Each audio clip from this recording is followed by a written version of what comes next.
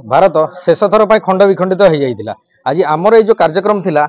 आमे गोटे संकल्प नबू आमर भी आशा भरसा अच्छी से संकल्प को आम सिद्ध लाभ करूँ। अवश्य आम न कर परपीढ़ी सिद्ध लाभ करेंगे। आम भारत को खंड विखंडित हाँपाई दबाना जो मैंने आम खंड विखंडित हो जाती से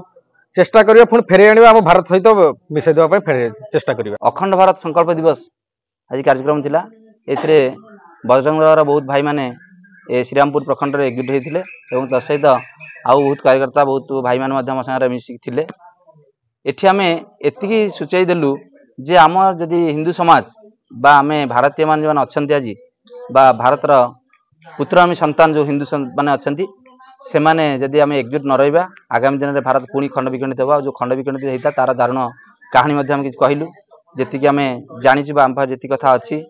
समस्ते जानते इतिहास को तो लुचई दिखाई बर्तमान ये कथा को आम आणिकी भाई मान रखुचु से लुचिया कथा कौन जिते आम जानी भारत स्वाधीनता है स्वाधीनता पूर्व दिन कौन खंड विखंडित है भारत को कहीं दुई भाग कराला आज पाकिस्तान को कहीं अलग कर पाकिस्तान कौ आधार भाग है ये तथ्य आम पाखे ना कौन इतिहास आम पढ़िनु जे आज किंतु आम जानूँ जे पाकिस्तान जो विभाजन होता केवल मुस्लिम लीग संगठन पर विभाजन होता जे मुस्लिम लीग चाहूला जे मो धर्म आधार में स्वाधीनता पाया दरकार बा मोर